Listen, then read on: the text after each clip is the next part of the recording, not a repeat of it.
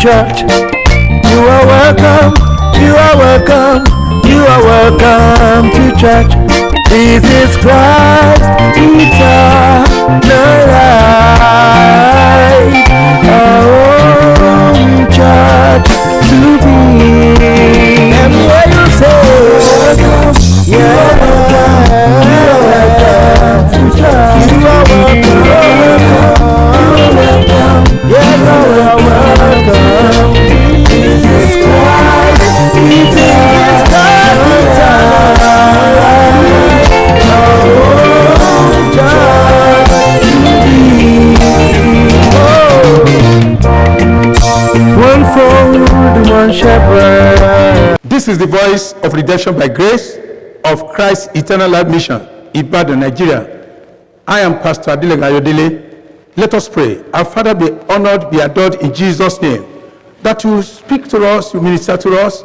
Let nothing hinder your word. In the name of Jesus, you bless everyone. You open our doors. In the name of Jesus. In Jesus' name, I have prayed. The message today is, the righteous also suffer. The righteous also suffer. That is, the righteous also cry. They cry too. They also weep. They also be in sorrow. They also be in affliction. They also are even sometimes sleepless. They could not sleep. The righteous could be in pain. The righteous could be in agony. The unrighteous could be sorrowful. Yes, the righteous also suffer. Why? Because we are in the world of woes. Because everybody or every day is evil. If only the righteous can redeem the day with prayer, then it will not suffer. The righteous are affected in the nation's calamity or troubles or problems because they live in the nation. So they could be affected too. God is on the side of the righteous. That's the good news there. In this world of woes. Psalm 34, reading from verse 15, says some things. He said, the eyes of the Lord are upon the righteous, and his ears are open unto their cry. The eyes of the Lord are upon the righteous. His ears are open unto their cry. Which means when the righteous cry, God will listen, God will hear, and God will answer. Verse 17, the righteous cry, and the Lord heareth, and delivereth them out of all their troubles. Yes, you will be delivered. Because they cry to God, to the living God. The righteous, the righteous. Verse 18 says, the Lord is nigh, that is near, unto them that are of broken heart, and saveth such as be of a contrite spirit. That's the righteous. Is near, is close to them. Verse 19, very popular. Many are the afflictions of the righteous. You can finish it yourself. Many are the afflictions of the righteous, but the Lord delivereth them from those afflictions. Many are the afflictions of the righteous, but the Lord delivereth him out of them all. So God is aware, God is concerned about the sufferings and the troubles of the righteous. So the righteous can face some things. The righteous can be in trouble. But look at it. Because he's righteous, there are certain things that will be happening to him. Look at it in verse in 1 Peter 4 from verse 12. Beloved, take it not strange concerning the fiery trial, which is to try you, as though some strange thing happened unto you. Don't take it strange, because you're going to face some things in this world, because you're a righteous person. You're a child of God. You know the truth. You are living by the truth. You are living in the way of God. You will still face some things in the world here. Now verse 13. But rejoice, inasmuch as ye are partakers of Christ's sufferings. Why are you going to rejoice? Because we are partaking in Christ's sufferings. That when his glory shall be revealed, ye may be glad also with exceeding joy. That's wonderful. Verse 14 says, if ye be reproached for the name of Christ, happy are ye. Because you know God, you are a child of God, you can be reproached. You say, he's carrying Bible again. He doesn't have money. Things are yet to be okay for him. You can be reproached. Because he's praying. We that are not even praying, we are even better. You can be reproached. Don't look at that. The word of God says, if ye be reproached for the name of Christ, happy are ye. May you be happy in the name of Jesus. For the Spirit of glory and of God rested upon you. On their part, he is even spoken of, but on your part, he is glorified. Yes, on your part, on my part, God is glorified. Though we are reproached, because we live right, we walk in the way of God. Because we know the truth, because we live by him, we follow his way. We can be reproached for what you don't have, for situations you may be in. Look at another verse, verse 15. But let none of you suffer as a murderer. Let no one suffer as a murderer. Don't suffer as a killer of people, killer of glory, killer of good things. Don't suffer as a murderer, either by abortion, or whatever means. Don't suffer as a murderer. Murderers will suffer in hell. Murderers will suffer here on earth. He said, don't suffer, let none of you suffer as a murderer or as a thief. Don't suffer as a thief, or as an evildoer, or as a busybody in other men's matters. What does not concern you? Where are you bothering yourself? Don't suffer as a busybody. Don't be a busybody. Don't be a slanderer. Don't talk evil of your neighbor. Don't suffer as a busybody. Now, yet, if any man suffer as a Christian, let him not be ashamed. You suffer that because you are a Christian. You are a child of God. You belong to the King. You belong to the King of Kings. He said, if any suffer as a Christian, let him not be ashamed, but let him glorify God on this behalf. Verse 17 says, for the time is come that judgment was begin at the house of God. And if it first begin with us, what shall the end of them that obey not the gospel of God? The judgment will be starting from the house of God. What of those people that do not have God at all? And that's the reason you need to keep yourself and walk as children of God. Be a real Christian, genuine Christian, following the way of God. Now, verse 18, if the righteous scarcely be saved, where shall the ungodly and the sinner appear? That's a very big question. You need to ask yourself. We need to ask ourselves, if the righteous scarcely be saved, where shall the ungodly and the sinner appear? They will appear in hell. That's the answer. The ungodly, the unrighteous. Now, therefore, let them that suffer according to the will of God commit the keeping of their souls to him in well-doing as unto a faithful creator. So that's we need to live right. But I want to discuss certain things that can happen to the righteous. If the righteous is not careful, there are certain things. Because he is righteous, therefore the wicked, the unrighteous, the abominable, we hate him. You are hated. You are persecuted. You are slandered. Because he's a child of God, of the living God, he will not join hands with others to do evil in the place of work. Because you are a righteous person. And therefore you cannot do anything that's contrary to the will of God. Because you belong to Christ. You are a Christian. The people call you a Christian. You belong to the eternal life, the kingdom of God. So let us examine some things that the righteous may do, or neglect to do, or carelessly ignore, that will bring suffering or affliction to his life, to his home, to his ministry. Look at this. He suffers when he did not break or destroy family curses. You are a righteous person, you are a child of God, but you need to break family curses. You need to destroy family curses, family negativity, negative covenants running the family. You as a righteous person, you have the authority, you have the right to destroy curses. If you don't destroy it, there will be problem, and you can begin to suffer. The righteous can also suffer when he dwells or when he walks with the wicked. When you associate with the wicked, you're working with them, you can suffer, because when they are caught, you'll be caught along with them. Not only that, when he has relationship with somebody under the anger of God, if you know yourself as a child of God, and you are having a relationship with somebody who is under the anger of God, now God will be angry, because you ought to know that, yes, you should not associate with this, you should not walk in their ways, you should not walk in their wickedness, because you belong to God. Now, if he gives to whom he should not give, or receives across things, the righteous will suffer. The righteous will suffer. He is righteous. His life and blood system is slothful. He is righteous, is a child of God, but he is slothful, he is lazy, he is indolent.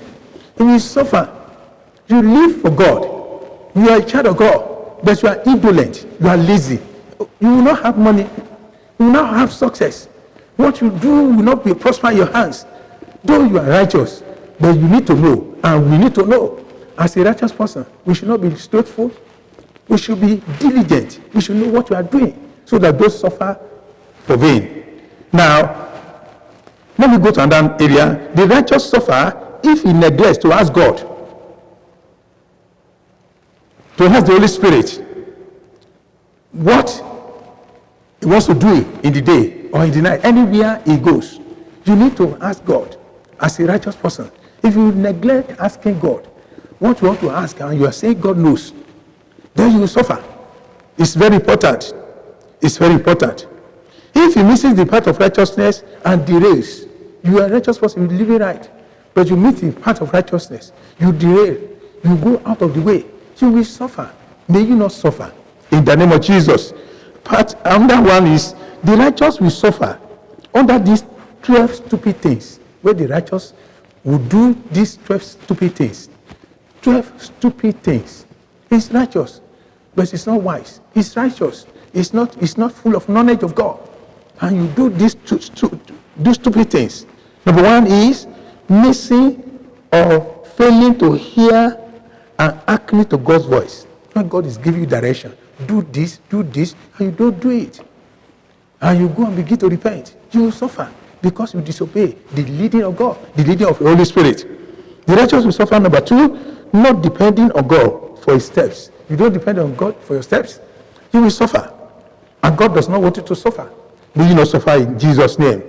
Now, when the righteous shows favoritism, then you will suffer because you will go contrary to the will of God. And that one, which is number 4, when the righteous is careless with his full tithe, and you are saying, well, I don't know what's going on with my finance, you will suffer. You are a righteous person, but in the area of tithing, you don't care. In the area of giving to the things of God, you don't care. You will suffer. In the area of giving to the poor, you don't worry.